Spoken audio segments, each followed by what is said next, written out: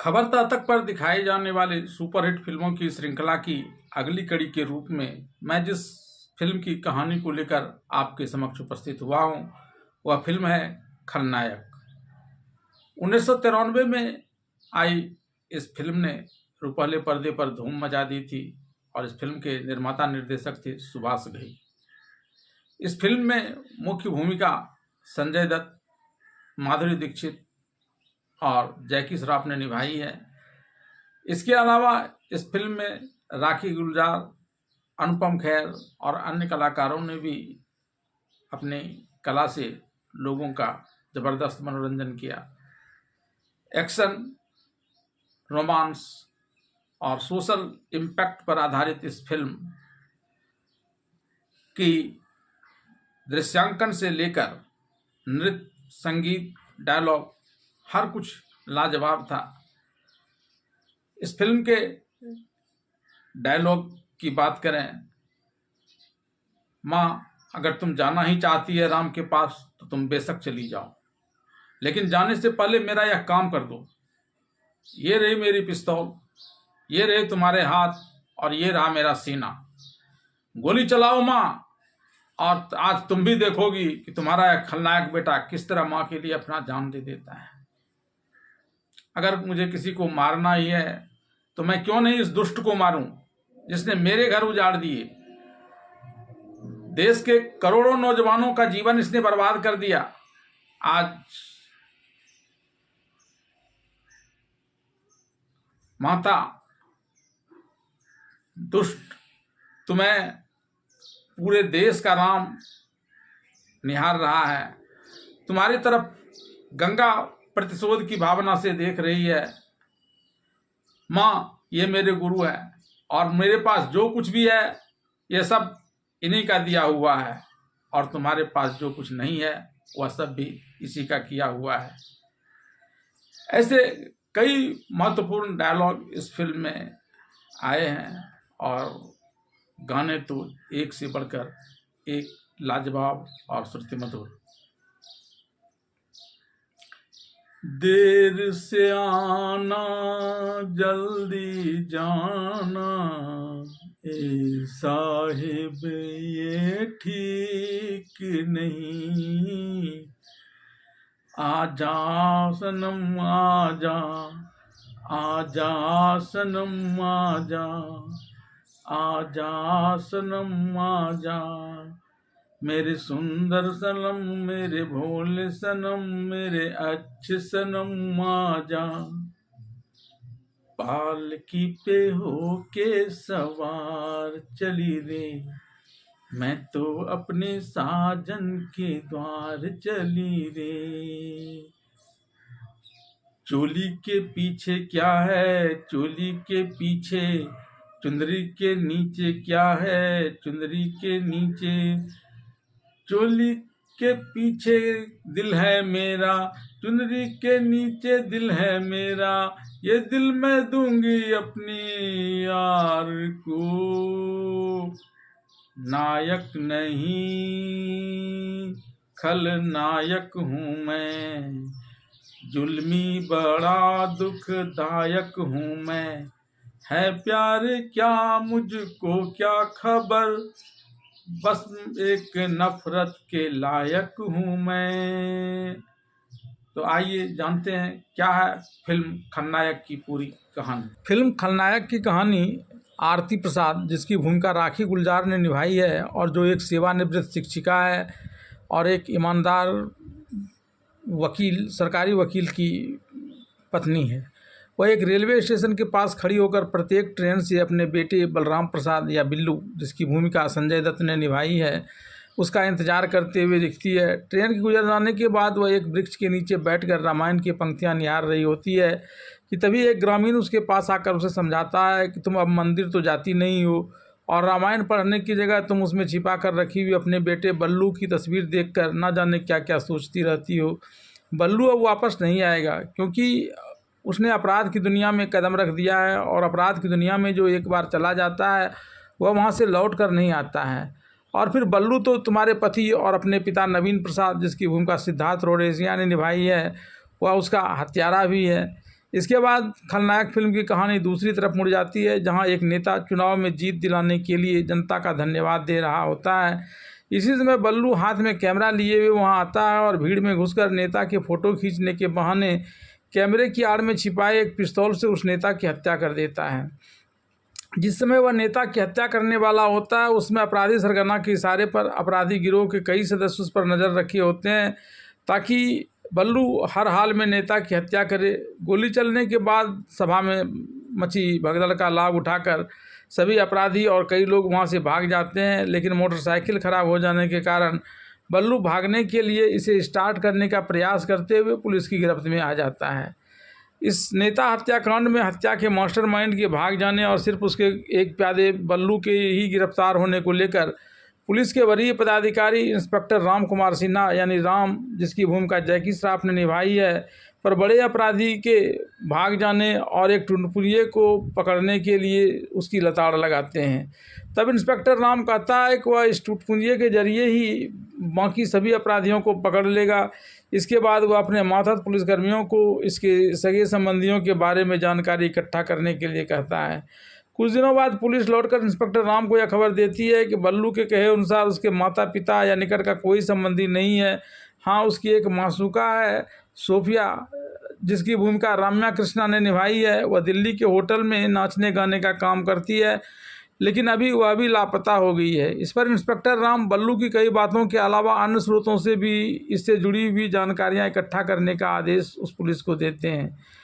गांव में आरती अपने बेटे बल्लू के आने के इंतजार में प्रत्येक 4 दिन में उसके कपड़े को साफ कर सुखाती है और कहती है कि बल्लू आएगा तो इस कपड़े को पहनकर काम पर जाएगा, क्योंकि काम पर जाने के लिए तो ढंग का कपड़ा चाहिए ही। हालांकि गांव की महिलाएं उसे ऐसा करते हुए देख उस पर व्यंग्यात्मक रूप से हंसती हैं। तब वह ग्रामीण जो आरती से स्नेह करता है और उसकी देखभाल करता है, वह इन महिलाओं में से एक पर ताना मारते हुए कहता है कि तुम्हें तो बेटा नहीं है, इसलिए तुम ऐसा कह सकती हो। जब तुम्हें भी बेटा होगा तब तुम समझोगे कि पुत्रमोह क्या होता है। बल्लू की प्रेमिका सोफिया बल्लू बलराज की गिरफ्तारी से काफ़ी परेशान है। वह रोशिदा महंथा, जो इस अपराधियों का सरगना है और जिसकी भूमिका प्रमोद मौथे ने निभाई है, उसे फ़ोन कर कहती है कि यदि बल्लू को कुछ हो गया तो वह जीवित नहीं बचेगी। इस बीच रोशिदा महंथा से मिलने कुछ नेता आते हैं, जिससे वह चुनाव जिताने के लिए सौदा कर रहा होता है। इस दरमियान बल्लू की भी चर्चा होती है कि पुलिस उसके डर से बल्लू को विभिन्न जेलों में घुमा रही है। साथ ही यह भी चर्चा होती है कि अभी तक बल्लू के अलावा उसका कोई अपराधी किसी भी घटना में पुलिस की पकड़ में नहीं आया था। ऐसा कहते हुए वह एक अपराधी की पीठ में छुरा से वार कर उसकी जान ले लेता है, जो बल्लू को भागने के समय सही अवस्था में बाइक नहीं दे पाया था और इस घटना की माफ़ी मांगने के लिए रोशिदा महंथा के कदमों पर सिर झुकाए हुआ था। पुलिस बल्लू से उसके सरकार की जानकारी लेने के लिए सहानुभूतिपूर्वक पेश आने के साथ साथ डंडे से भी पेश आ रही है, लेकिन बल्लू टूटकर अपने सरगना का नाम नहीं बताता है। एक बार पुलिस इस आपराधिक गिरोह के एक अन्य व्यक्ति को, जो सिर्फ बल्लू के बारे में जानता है और उसके सरगना के बारे में नहीं जानता है, उसे पकड़कर सरकारी गवाह बना लेती है और बल्लू से क्रॉस चेकिंग करने के लिए उसे बल्लू के सामने लाती है। बल्लू जब इसके द्वारा उसकी मां के जिंदा होने और उत्तर प्रदेश के जनपद में रहने की बात बताने की बात पुलिस के कहती है, तो बल्लू अपनी मां के 8 वर्ष पहले मर जाने और उसके अनाथ हो जाने के कारण हर किसी को मां कहने की बात कर सरकारी गवाह बने अपराधी की बातों का खंडन करता है और पुलिस को उसकी बेरहमी से पिटाई करने की जगह खुद की पिटाई करने की बात करते करते वह उसके पास पहुंच जाता है और जब तक पुलिस कुछ समझे वह हथकड़ी लगे हुए हाथों के सहारे ही उस अपराधी का गला घोंटकर पुलिस के एक बड़े प्रमाण को मिटा देता है। हालांकि बाद में पुलिस उसे पीटते हुए फिर से सलाखों के अंदर कर देती है। सलाखों के अंदर बंद बल्लू को डराकर उसे सरगना के बारे में जानकारी लेने के लिए एक दिन इंस्पेक्टर राम बाबू पुलिस को एक डंडा लेकर बल्लू के पास भेजता है। जब वह पुलिस बल्लू से आकर कहता है कि वह जल्दी से अपना सरगना का नाम बता दे, तो बल्लू उससे शराब मांगता है। इस पर वह व्यक्ति कहता है कि अगर तुम नाम नहीं बताओगे तो शराब की जगह राम बाबू ये डंडा तुम्हारे हलक में घुसेड़ देंगे। इस पर बल्लू उस पुलिस से उस डंडा को छीनकर उसके 2 भागों में तोड़कर उस पुलिस को 2 डंडा मारकर उस डंडा को राम बाबू को ही वापस कर देने की बात करता है। राम बाबू को डंडा थमाते हुए पुलिस डंडा को तोड़कर उससे पुलिस की पिटाई और उस डंडे को उन तक पहुंचाने की सनक दिखाने की बल्लू की बात करता है। बल्लू की इस हरकत से गुस्सा कर राम बाबू शराब लाने की बात कहकर बल्लू के बैरक में जाकर उससे पुलिस की पिटाई करने को लेकर सवाल करता है। राम बाबू उसे शराब देने के बाद उसकी ज़बरदस्त पिटाई कर देता है। अंत में जब इंस्पेक्टर राम बाबू बल्लू को मारते मारते एक पानी से भरे टैंक में बार बार उसे लंबे समय तक सर डुबा कर रखने के लिए बाध्य कर रहा होता है, तब इनके अधीनस्थ पुलिस इंस्पेक्टर राम बाबू से बल्लू को छुड़ा देते हैं। इसके बाद भी बल्लू रास्ते पर नहीं आता है और एक बार फिर एक पुलिस की ठुकाई कर देता है। राम बाबू की पिटाई की वजह से बल्लू के अंग अंग कई जगह से टूट गया, जहां प्लास्टर चढ़ा हुआ है। उसकी इस स्थिति में राम बाबू फिर उससे मिलने उसकी बैरक में आते हैं और अपने हाथ से दूध तथा रोटी उसे खिलाने का प्रयास करते हैं। इसे देखकर बल्लू कहता है कि आपके व्यवहार को देखकर समझ में नहीं आता कि मैं आपको क्या समझूं। इस पर इंस्पेक्टर राम बाबू बल्लू से कहते हैं कि अगर तुम मेरा भाई होता तो मैं पूछता कि तुम्हारे दिमाग में इतना जहर किसने और कैसे भर दिया कि तुम अपने ही देश के लोगों की हत्या विदेशी गुंडों के इशारे पर कर रहे हो। इस पर बल्लू कहता है कि आप मेरी भी सुन लीजिए, मेरा सरगना मेरा गुरु है, मैं किसी भी हालत में उसका नाम आपको नहीं बताऊंगा। साथ ही 10 अक्टूबर को 10 बजे रात मैं जेल तोड़कर यहाँ से भाग जाऊंगा। इंस्पेक्टर राम बाबू उसे धमकाते हुए कहते हैं कि अव्वल तो तुम भाग ही नहीं पाओगे और अगर भाग भी गए तो मैं तुम्हें जिंदा या मुर्दा पकड़ लूँगा। वहाँ से आकर राम बाबू इंस्पेक्टर पांडे से मिलकर जेल की सुरक्षा कड़ी करने के लिए कहते हैं। जेल की कड़ी सुरक्षा की वजह से बल्लू जेल से भाग नहीं सकता है। तब 11 तारीख को इंस्पेक्टर राम बाबू से जाकर उसे भागने के दावे को लेकर सवाल करता है। तो बल्लू कहता है कि आप लोगों ने मुझे बहुत पीटा था, इसलिए मैंने सोचा कि आप लोगों को भी परेशान कर दूं और आप लोग मेरी झूठी धमकी में आ भी गए। वहाँ से अपने घर वापस आकर इंस्पेक्टर राम बाबू अपनी प्रेमिका गंगा, जिसकी भूमिका माधुरी दीक्षित ने निभाई है और जो एक पुलिस इंस्पेक्टर है, इस समय जेल में महिला कैदियों के झगड़े छुड़ा रही होती है और उसे फ़ोन करता है। फ़ोन में गंगा अपनी सहेली की शादी में जाने की बात करती है, तो इंस्पेक्टर राम बाबू भी वहीं आने की बात करते हैं। इस शादी में ये लोग खूब मस्ती करते हैं और ख्वाब में एक दूसरे को पति पत्नी के रूप में देखते हैं। गंगा की मौसी इंस्पेक्टर राम से यह कहकर जल्दी से गंगा संग ब्याह करने की बात करती है कि गंगा एक अनाथ लड़की है और वह मौसी के यहाँ पड़ी हुई है। राम के साथ उसके प्यार को लेकर लोग तरह तरह की बातें कर रहे होते हैं, ऐसे में वह जल्दी से उसके साथ शादी कर ले। इस पर राम गंगा की मांग में सिंदूर भरने ही वाला होता है कि जेल से एक संदेशा आता है कि बल्लू जेल से भाग गया।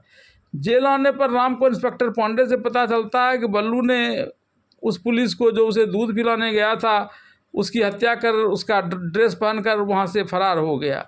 इस घटना के बाद इंस्पेक्टर राम के चारों तरफ से निंदा हो रही होती है। वहीं गंगा इस समय एक खतरनाक निर्णय लेती है कि वह फरार बल्लू को पकड़कर वापस लेकर आएगी और राम के कर्तव्यपरायणता पर आंच नहीं आने देगी। बल्लू के जेल से फरार होने से अपराधियों में काफ़ी खुशी है। बल्लू की मासूका सोफिया और गिरोह का सरगना रोशिदा महंता इस बात से काफ़ी खुश है। अपराधी बल्लू से संपर्क कर उसे कुछ दिन वहीं छिपे रहने और फिर बाद में विशाखापट्टनम आकर विशेष ट्रेनिंग लेने की सूचना देता है। इधर गंगा एक नर्तकी का वेश धारण कर नृत्य का एक प्रोग्राम देती है जिसमें बल्लू भी आता है। यहाँ उसके नृत्य और सुंदरता से प्रभावित होकर वह उसे अपना बनाने की बात करता है और पूछता है कि वह एक रात में कितना कमा लेती है। इस पर गंगा 100 रुपया प्रति रात की बात करती है, तो बल्लू उसे सिंगापुर ले जाने और होटल में रखने के साथ साथ 1000 रुपया प्रति रात देने की बात करता है। लेकिन इसी बीच एक अपराधी उसे आकर यह सूचना देता है कि पुलिस यहाँ पर आ रही है। पुलिस के समय पर नहीं पहुंचने के कारण बल्लू वहां से भाग जाता है। गंगा इस बात के लिए इंस्पेक्टर राम और इंस्पेक्टर पांडे को दोषी ठहराता है। इसके बाद वह फिर दूसरे नृत्य की आयोजन के दौरान गंगा बल्लू के साथ होने और होटल की पूरी जानकारी पुलिस को दे देती है। पुलिस समय पर आती भी है, लेकिन इससे पहले बल्लू गंगा के साथ शादी करने की बात कहकर उसे वहां से एक मंदिर में ले जाने की बात करता है। और जब तक पुलिस यहाँ आती, बल्लू गंगा से साथ जीने साथ मरने की कसम खाने की बात कहकर उसे साथ लेकर वहाँ से निकल जाता है। इस बीच बल्लू की इंस्पेक्टर राम से भिड़ंत होती है। राम बल्लू के साथ हाथापाई करते हुए उसे पकड़ लेने की स्थिति में आ गए थे, लेकिन बल्लू के द्वारा अचानक एक डंडे से प्रहार कर दिए जाने के कारण राम अचेत हो जाते हैं। इसके बाद जब बल्लू भागने लगता है तो खुद को पुलिस से चारों तरफ से घिरा पाता है। इस बीच बल्लू गंगा को ढूंढते ढूंढते उसके पास पहुंच जाता है, जो पुलिस की गाड़ी के नीचे छिपी हुई है। वह उसके पास जाकर उसे अपनी प्रेमिका मानते हुए इसकी आड़ में वहां से भाग जाता है और उसे एक सुनसान मंदिर में लेकर आता है। यहाँ वह गंगा से शादी करने से पहले उसके बारे में सारी बातें उसके मुंह से सुनने की चाहत रखता है, लेकिन गंगा जब खुद को सिर्फ एक नर्तकी बताती है तो बल्लू उसकी आइडेंटिटी कार्ड उसे दिखाता है, जिसमें वह इंस्पेक्टर गंगा के रूप में दिखती है। बल्लू कहता है कि जब वह उसके नृत्य के कार्यक्रम में पहली बार गया था तब उसने उसके बक्से की तलाशी ली थी, जिसमें उसके का पिस्टल और यह आइडेंटिटी कार्ड उसे मिला था, और तभी वह सब कुछ जान गया था। लेकिन फिर भी वह इसे अपने लिए एक ढाल के रूप में प्रयोग करने के लिए अपने साथ रखने का नाटक करता रहा, इसे नचाता रहा और वह नाचती रही।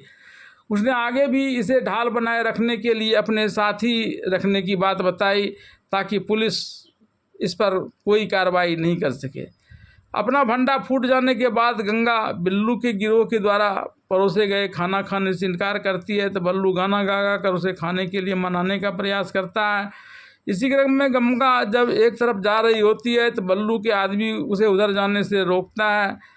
इससे क्रोधित होकर गंगा उसे एक जोरदार चांटा मार देती है। बल्लू इस बात से गुस्सा जाता है और कहता है कि वह उसे ना तो गोली से मारेगा और न ही पॉइजन से, बल्कि वह ब्लेड से उसके चेहरे को खुरच कर उसे मार देगा।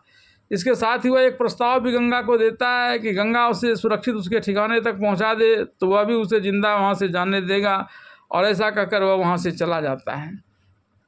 बल्लू तक पहुंचने के फिराक में पुलिस उसकी मां आरती प्रसाद को गिरफ्तार कर लेती है।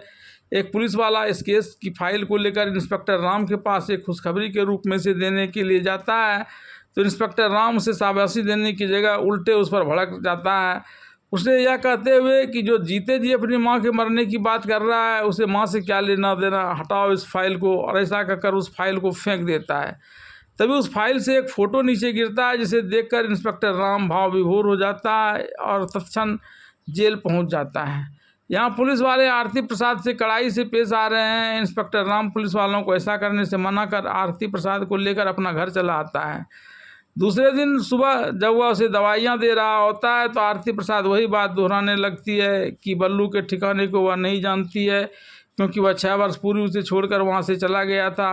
तब इंस्पेक्टर राम उसे दवा खाने के लिए कहते हैं और एक तस्वीर दिखाते हैं कि यह तस्वीर उसके ही स्कूल के किसी विदाई समारोह का है, जिसमें एक शिक्षक आरती प्रसाद, बल्लू और बावला के रूप में खुद इंस्पेक्टर राम दिखाई पड़ता है। सभी की पहचान कराता इंस्पेक्टर राम कहता है कि आपके सहयोग और बल्लू की किताबें पढ़कर ही वह आज एक ऑफिसर बन सका है। इस पर बल्लू की माँ पूछती है क्या वह बल्लू को बचा लेगा, तो इंस्पेक्टर राम हाँ कहते हुए इसमें उसकी मदद करने की बात करता है। गंगा को ढाल की तरह प्रयुक्त करते हुए बल्लू एक बार एक नेता को चुनाव में जिताने के लिए पुलिस इंस्पेक्टर का ड्रेस पहनकर बिहार का शेखपुरा गांव आता है। यहाँ जिस प्रत्याशी को जिताने के लिए उसके सरगना ने ठेका लिया है, उसके आदमी लोगों को मार पीट कर वोट डालने से मना कर रहे हैं। इसी बीच जब इंस्पेक्टर की गाड़ी लोगों को दिखती है तो लोग उससे मदद की गुहार लगाते हैं, खासकर एक बच्ची जो अपने भाई की अपराधियों द्वारा पिटाई किए जाने से काफ़ी नाराज़ है।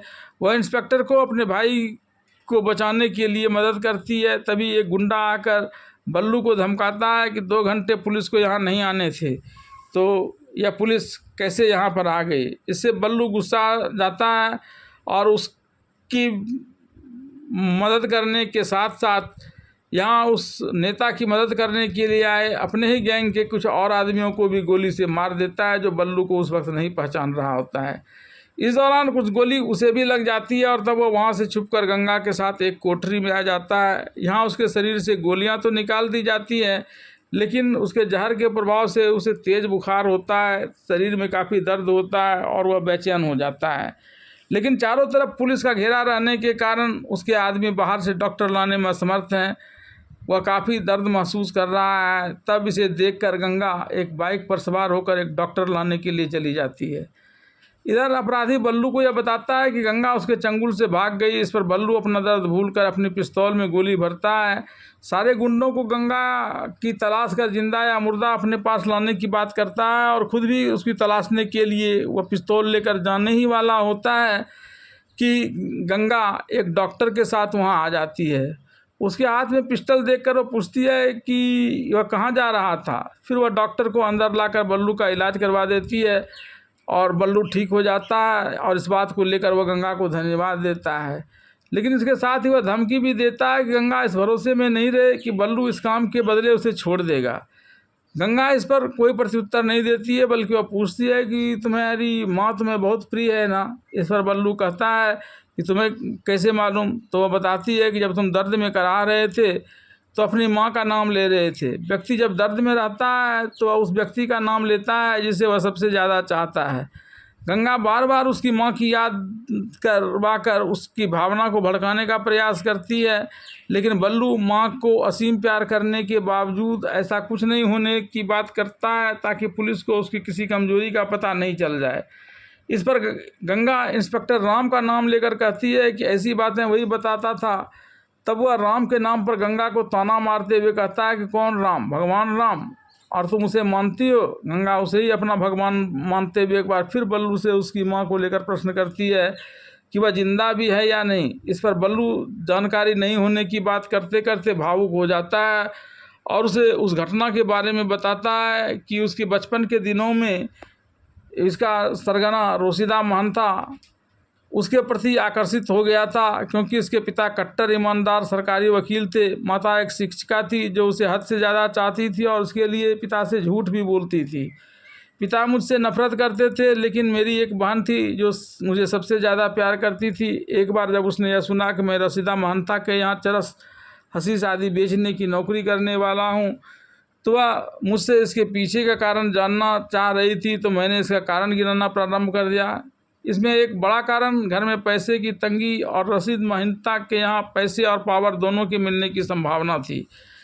इस बीच पिताजी ने यह सुनकर मुझे तमाचा मारते हुए अपने पुरखों की प्रसिद्धि के बारे में बताया और फिर गर्व से मेरे दादा के नाम वाले चौराहे पर उनका नेम प्लेट दिखाया और कहा कि वह स्वतंत्रता सेनानी थे। तब मैं यह कहते हुए वहाँ से दादा के नाम पर एक चौराहा है और दूसरी तरफ उसके सामने जिस मकान में हम रहते हैं उसका हम लोग समय पर भाड़ा भी नहीं दे पाते हैं, और यह कहकर वहाँ से वह चल देता है। बल्लू की मां और सेवानिवृत्त शिक्षिका आरती प्रसाद बल्लू के बारे में विशेष जानकारी प्राप्त करने के क्रम में इंस्पेक्टर राम को यह पता चला कि एक तरफ जहां उसका सारा परिवार देशभक्त था तो वहीं दूसरी तरफ बल्लू देशद्रोहियों के साथ मिलकर अपराध की दुनिया में चला गया था। बल्लू के अपराध की दुनिया में जाने को लेकर आरती प्रसाद बताती हैं कि एक दिवाली की संध्या पर रोशिदा महंता घूस के रूप में कई सामग्री लेकर बल्लू के पिता को इसलिए देने आया था ताकि वह उसके ऊपर चल रहे एक मुकदमा जिसमें वह सरकारी वकील थे उसको रफा दफा कर दे। तब बल्लू के पिता नवीन प्रसाद उसे घूस के सारे सामान वापस ले जाने के लिए कहते हैं और अदालत की बातें अदालत में करने की सलाह देते हैं। वह अपने आप को ऊंचे कुल का बताते हुए बताते हैं कि उसकी जड़ काफ़ी गहरी है और राष्ट्र प्रेम की भावना से भरी हुई है।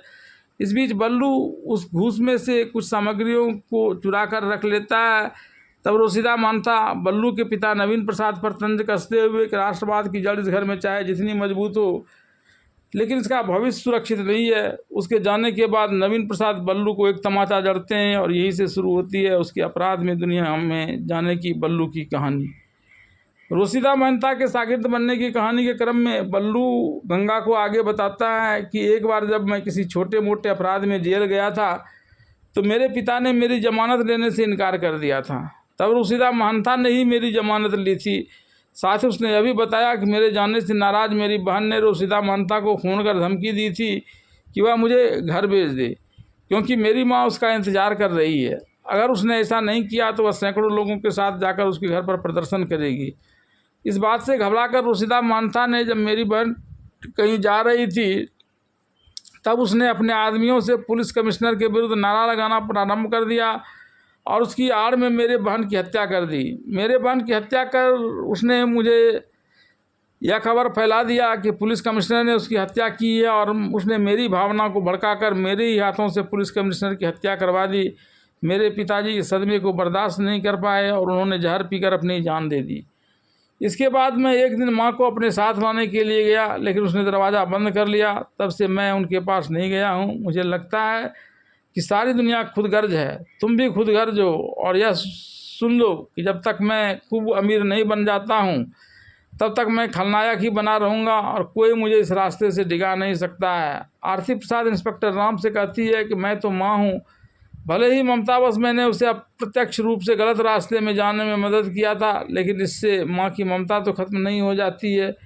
मुझे वचन दो कि पकड़े जाने पर पुलिस बल्लू की हत्या नहीं करेगी, क्योंकि उसकी लाश ढोने की क्षमता मुझ में नहीं है। इधर राम बल्लू की माँ को एक घड़ी गिफ्ट में देते हुए कहता है कि वो हमेशा इसे अपनी कलाइयों से बांधे रखे ताकि उसकी हर स्थिति की सूचना मुझे मिलते रहे। वहीं दूसरी तरफ जब गंगा बल्लू से उसके रगों में देशभक्तों की खून बहने की बात कहकर उसे सुधरने की बात करती है, तो वह कहता है कि इंसान से जानवर बन सकता है, लेकिन जानवर को तुमने कभी इंसान बनते देखा है? तब गंगा बल्लू के चेहरे को देखकर कहती है कि बिखरे बाल और बेतरकीब ढंग की दाढ़ी तो इंसान होते हुए भी उसे जानवर ही की तरह दिखने में बताता है। उसकी इस बात को मानकर वह वहाँ से चला जाता है और ढंग से अपनी बाल कटवाता है, दाढ़ी बनवाता है और उसके लिए खिलौना पैक कराकर लाकर उसे देता है। वह गंगा से अपनी अनुपस्थिति में उस खिलौने को खोलने के लिए कहकर वहाँ से चला जाता है। गंगा खिलौने वाला कार्टून खोलती है तो पाती है कि उसमें भगवान राम का खिलौना था, जिसे देखकर वह इंस्पेक्टर राम की यादों में खो जाती है। राम की यादों में खोई गंगा को बल्लू अपनी यादों में खोया जान उसे मंगलसूत्र पहनाकर अपनी पत्नी बनाना चाहता है कि तभी गंगा रोने लगती है और कहती है कि किसी दूसरे की पत्नी बन चुकी है, इसलिए बल्लू उसके साथ ऐसी हरकत ना करे। इधर बल्लू उसे यह कहता है कि उसने ही इसके मन में प्रेमांकुर उत्पन्न किए हैं, इसलिए अब वह जबरन उससे ब्याह करेगा क्योंकि वह खलनायक है। और वह गंगा को अपनी खलनायक की बात कहकर डरा रहा होता है कि तभी उसके कुछ लोग उसे यह कहकर भाग जाने के लिए कहते हैं कि इस पहाड़ी को चारों तरफ से पुलिस ने घेर लिया है। इस पर बल्लू भागने का प्रयास करता है तो चारों तरफ से पुलिस उसे बंदूक के निशाने पर ले लेती है और गोली चलाकर उसे मारना ही चाहती है कि तभी उसके और पुलिस के बीच गंगा आकर एक ढाल की तरह खड़ी हो जाती है और पुलिस को गोली नहीं चलाने के लिए मजबूर कर देती है। इस स्थिति का फायदा उठाकर बल्लू वहां से भाग जाता है और पुलिस अपराधियों को भगाने के आरोप में गंगा को गिरफ्तार कर लेती है। वहां से भागते हुए बल्लू बीच जंगलों से गुजरता है जहां उसे काफ़ी चोट लग जाती है और वह एक चर्च में जाकर छिप जाता है। वहीं दूसरी तरफ पुलिस बल्लू की मां आरती प्रसाद को लेकर अपने इस मुठभेड़ में आती है। इस बीच एक जगह पर वह पुलिस की गाड़ी से उतरकर एक चर्च में चली जाती है जहां बिल्लू छिपा हुआ है। वह चर्च के फादर से अपने बेटे के बारे में पूछती है और अपने बेटे का हुलिया बताती है। इस पर वह सन ऑफ गॉड कहते हुए ईसा मसीह पर ध्यान लगाने की बात करते हैं और कहते हैं कि तुम आँख मूंद कर ईश्वर से प्रार्थना करो तो गॉड तुम्हारी ज़रूर सुनेगा। आरती प्रसाद ऐसा ही करती है। तभी बल्लू उसे माँ माँ पुकारते उसके सामने आ जाता और पूछता है तुम यहाँ कैसे आई, क्या वह पुलिस उसे लेकर आई है? तब वह कहता है नहीं, वह पुलिस से भागकर वहाँ आई है। वह बल्लू से बहुत प्यार करती है और अपने संग में लाई हुई रोटियां उसे खिलाती है और उसका हाल चाल पूछती है। तभी इंस्पेक्टर राम वहाँ आ जाता है, जिसे देखकर बल्लू अपना पाला बदल लेता है और वह माँ को धोखा देने का आरोपी मानने लगता है। बल्लू की माँ यानी आरती प्रसाद से खुद को पुलिस के हवाले करने के लिए कहती है क्योंकि बाहर निकलने पर पुलिस उससे भागने के क्रम में गोली मार सकती है। वह अपने बेटे के लाश को अपनी गोद में देखना नहीं चाहती है। माँ पर आरोप लगाते हुए बल्लू गुस्सा कर इंस्पेक्टर राम पर हमला कर देता है कि वह उसकी मां की आड़ लेकर उससे पूरे गिरोह को पकड़ने और पुरस्कार जीतने के लिए एक घिनौना खेल खेल रहा है। इंस्पेक्टर राम उसे समझाने का प्रयास करता है लेकिन वह हमला कर देता है और गुस्से में राम को घायल कर देता है। फिर वह मां को भी पीटने लगता है, जिससे गुस्सा कर इंस्पेक्टर राम बल्लू की जमकर धुनाई करता है। लेकिन फिर जैसे ही बल्लू की मां कहती है कि इंस्पेक्टर राम पुलिस नहीं उसका पुरानी साथी बाबला है, तो वह थोड़ा नरम पड़ जाता है। इसका फ़ायदा उठाकर बल्लू फिर इंस्पेक्टर राम पर आक्रमण कर देता है। बल्लू एक कुल्हाड़ी लेकर इंस्पेक्टर राम की जान लेने पर उतारू है, जिससे बचने के क्रम में इंस्पेक्टर राम की जेब से गंगा का फ़ोटो गिर जाता है और बल्लू उस फोटो को देखने लगता है। तब इंस्पेक्टर राम बताता है कि वह उसकी होने वाली पत्नी है और इसके लिए तो वह बल्लू को ढूंढकर कभी का मार चुका होता, लेकिन इस बीच उसकी माँ से मुलाकात हो गई और उसने मुझसे तुम्हें जिंदा रखने का वचन ले लिया। तब बल्लू घायलावस्था में वहाँ से भागते हुए एक ट्रेन की पटरी के बीच आकर गिर जाता है। बल्लू की मासूका उसे पटरी से उठाकर अपने साथ ले जाती है और उसके साथ प्रेम का इजहार करती है। तो बल्लू गंगा की बेवफाई की बात करते हुए प्रेम को एक धोखा बताता है। वह अपने आप को दुनिया का सबसे बड़ा खलनायक बनाने के लिए अपने उस्ताद रशीदा महंता से प्रार्थना करता है। रशीदा महंता उसे बताता है कि उसकी मां को पुलिस ने धतूरा खिला दिया है, जिससे वह पुलिस वालों की तारीफ करती है। इस पर बल्लू रशीदा महंता से कहता है कि 2 दिन के अंदर वह उसकी मां को यहाँ मंगवा दे और इंस्पेक्टर राम की लाश को भी यहाँ ले आए। इस पर रशीदा महंता उसकी दोनों ही बातों को पूरा करने और उसके सिंगापुर जाने की योजना की उसे जानकारी देता है। इस बीच रशीदा महंता के आदमी बंदूक की नोक पर बल्लू की मां आरती प्रसाद को अपने अड्डे पर ले आता है, जहां इस समय खुद को सबसे बड़ा खलनायक बताते हुए बल्लू नाच गान कर रहा होता है। नाच गाना समाप्त होने पर वजह से वह अपनी मां के पास आता है और अपने आप को बड़ा खलनायक बताता है। तो उसकी मां उसके गाल पर एक थप्पड़ मारती है, जिस पर वह कहता है कि तुमने मुझे थप्पड़ मारा मां? तो वह कहती है, हाँ मैंने तुम्हें थप्पड़ मारा और यह थप्पड़ मुझे तुम्हें पहले ही मारनी चाहिए थी, जब तुमने पहली बार स्कूल में एक पेंसिल चुराई थी। दूसरी बार मुझे थप्पड़ तब भी मारना चाहिए था जब तुमने पिताजी के आदर्श की अवहेलना की थी। मैं तो सारी माँ से कहूँगा कि वह अपनी ममता ऐसे खलनायक बेटों पर लुटाने की जगह उसकी जमकर पिटाई किया करे। साथ ही माँ कहने पर यह भड़क जाती है और कहती है कि जब वह सुधर नहीं सकता है तो फिर मुझे माँ कहने का तुम्हें कोई अधिकार नहीं, मैं तुम्हारी माँ नहीं हूँ। इस पर बल्लू कहता है कि मेरी नहीं तो तुम किसकी माँ हो? इस पर आरती प्रसाद माँ की बात सुनते हुए वह कहती है कि वह राम की माँ है। इसके बाद बल्लू अपनी पिस्तौल निकालकर अपनी माँ के हाथों में दे देता है और राम के पास जाने से पहले गोली मारकर अपनी जान लेने की चुनौती अपनी माँ को देता है। कुछ देर बाद उसकी माँ आरती प्रसाद एकाएक बंदूक की नली रशीदा महंता की तरफ कर देती है। तब बल्लू यह कहते हुए कि उसने जान देकर भी अपने गुरु रशीदा महंता की रक्षा करने का प्रण लिया है और ऐसा कहकर वह झपट्टा मारकर अपनी माँ से पिस्तौल छीन लेता है। रशीदा महंता मानता है कि बल्लू की माँ उसकी बात को नहीं मानती है और उसके लिए अब संकट बन रही है, तो वह उसे घर में रखाने की बात करते हैं, लेकिन बल्लू उसे अपने साथ सिंगापुर ले जाने की बात करता है।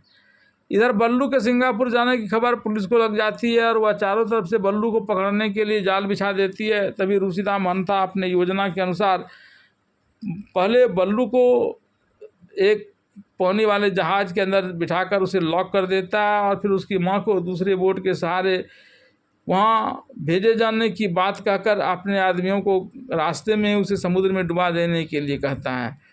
पानी के जहाज़ के अंदर से बल्लू ने भी इस दृश्य को देखा कि किस प्रकार से महंता के आदमी उसकी माँ को पानी में डुबो दे रहे हैं और वह अपनी माँ को बचाने का प्रयास करता है, लेकिन चारों तरफ से वह बंद होने के कारण वैसा नहीं कर पाता है।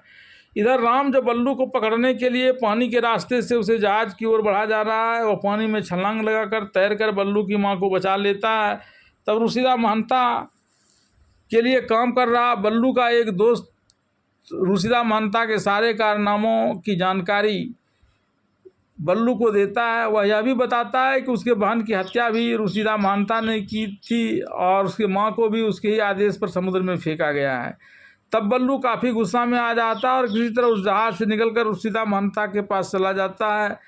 इससे पहले वह रशीदा महंता के कहे हुए उस बात को भी सुन लेता है कि बल्लू हमारे लिए खतरनाक हो गया है, इसलिए बल्लू की भी अब हत्या कर दी जाए। इस पर रशीदा महंता कि वह जमकर पिटाई करता है और वहाँ से जब रशीदा महंता भागता है तो इंस्पेक्टर राम के पल्ले पड़ जाता है, जो उसे मारते हुए एक बड़ी ऊंचाई वाली जगह से नीचे गिरा देता है, जिसमें उसकी जान चली जाती है।